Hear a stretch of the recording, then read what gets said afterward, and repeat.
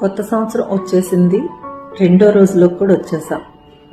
చాలా మంది చాలా రిజల్యూషన్స్ తీసేసుకొని ఉంటారు, చాలా ప్రణాళికలు వేసేసుకుంటూ ఉంటారు. ఆ సెలబ్రేషన్స్ అవ్వగానే మళ్ళా రొటీన్లో పడిపోతాం, వాటి గురించి మర్చిపోతాం. మన రిజల్యూషన్స్, మన ప్లానింగ్స్ అవన్నీ ముందుగా ఏంటంటే వీటిని గనక మనం అమలు చేయకపోతే మీరు ఎన్ని ప్లానింగ్స్ వేసుకున్నా కూడా అవన్నీ వేస్టే కదా. ముందేంటంటే ఒక పేపర్ మీద వేసుకోవాలి ఆ ప్రణాళికలన్నీ కూడా.